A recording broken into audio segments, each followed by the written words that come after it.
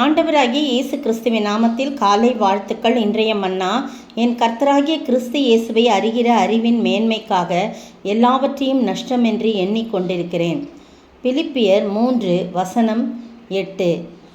இந்த காலை வேளையிலே ஆண்டவராகிய இயேசு கிறிஸ்துவை அறிகிற அறிவின் நிமித்தமாய் அதை மேன்மையாக என்றதுனால என்னுடைய எல்லா காரியங்களும் ஒன்றுமே இல்லை, அது நஷ்டம் என்று எண்ணிக்கொண்டிருக்கேன்னு சொல்லி அப்போஸ்தலனாகிய பவுல் சொல்கிறார். பாருங்கள், எவ்வளோ தாழ்த்துறாரு.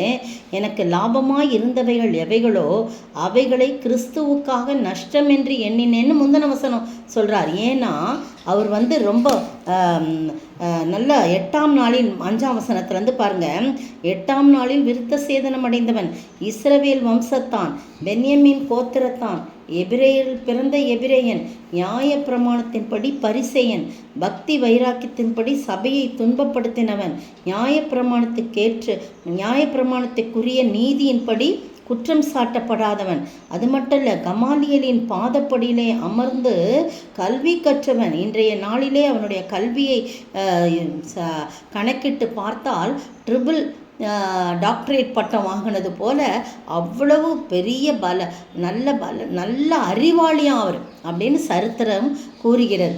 பாருங்க, எவ்வளோ நல்ல அப்படிலாம் இருந்தவன் என்ன சொல்கிறாரு, நான் எல்லாம் இருந்தால் கூட அவரை அறிகிற அறிவின் மேன்மை தான் எனக்கு மேன்மை தவிர மற்ற எல்லாவற்றையும் நான் நஷ்டமும் குப்பையுமாய் நான் எண்ணுகிறேன். ஒன்றும் இல்லை, எனக்கு லாபமாக இருந்தவை எல்லாவற்றையும் நான் கிறிஸ்துவுக்காக நஷ்டம் என்று எண்ணினேன் என்று சொல்லி அவர் சொல்கிறத நம்ம பார்க்குறோம்.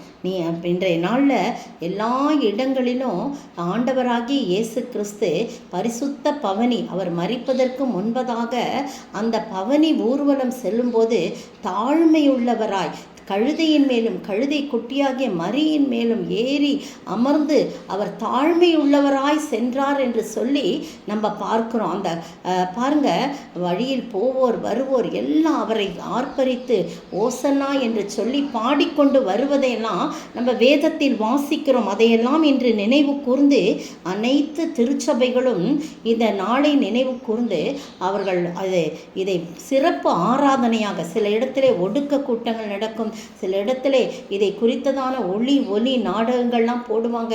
ஆண்டவரை அப்படியே தத்ரூபமாக சில காரியங்கள் நடித்து காட்டுவாங்க. எவ்வளோ காரியங்கள்லாம் நடக்கும் ஆண்டவர். ஆனால் எல்லாம் மற்றவங்களாம் அதெல்லாம் செஞ்சால் கூட ஆண்டவர் தாழ்மையுள்ளவராக இருந்தார். அதுதான் நிச்சயத்திலும் நிச்சயம், உண்மையிலும் உண்மை. அந்த தாழ்மையை தான் அப்போஸ்தலனாகிய பவுலுக்கு அவர் கற்றுக் கொடுத்தார். அப்போஸ்தலனாகிய பவுல் எதை குறித்தும் மேன்மை பாராட்டாதபடி என் ஆண்டவரை அறிகிற அறிவை மட்டும்தான் நான் மேன்மையாக எண்ணுகிறேன்.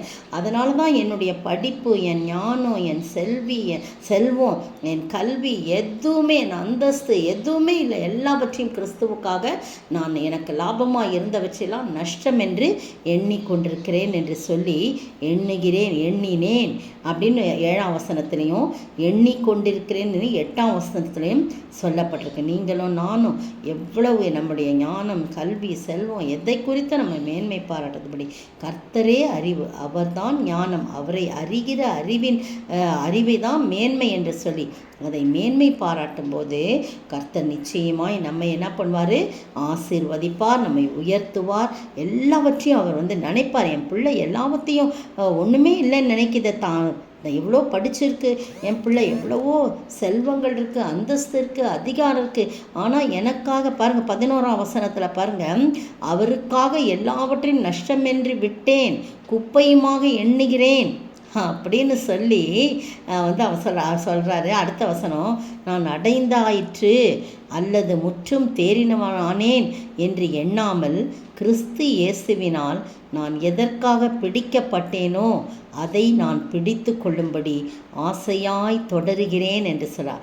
இயேசுவாலே பிடிக்கப்பட்ட நான் ஆசையாய் எதற்காய் பிடிக்கப்பட்டேனோ அதை நான் என்ன பண்ணுறேன், பிடித்து கொள்ளும்படி ஆசையாய் நான் தொடருகிறேன் என்று சொல்லி சொல்லப்பட்டிருக்கேன். என்னுடைய பின்னானவைகள்லாம் நான் என்ன பண்ணிட்டேன், மறந்துட்டேன். ஏன்னா நான் எவ்வளவோ மோசமாக மோசமான வாழ்க்கை வாழ்ந்தேன், ஆனால் முன்னானவைகளை நாடி கிறிஸ்து இயேசுவுக்குள் தேவன் அழைத்த பரம அழைப்பின் பந்தய பொருளுக்காக இலக்கை நோக்கி தொடர்கிறேன் என்று சொல்லி அவருடைய ஓட்டத்தை அவர் சரியான முறையிலே அவர் ஓடும்படியாக அவர் தன்னுடைய வாழ்க்கையை இயேசுவுக்கு அர்ப்பணித்தார். நீங்களும் நானும் அப்படியாய் கூட நாம் கர்த்தரிடத்தில் ஒப்படைத்து அவரை முன்மாதிரியாக வைத்து நாம் சாட்சியாய் வாழ ஆண்டவர் தாமே கிருபை செய்வாராக.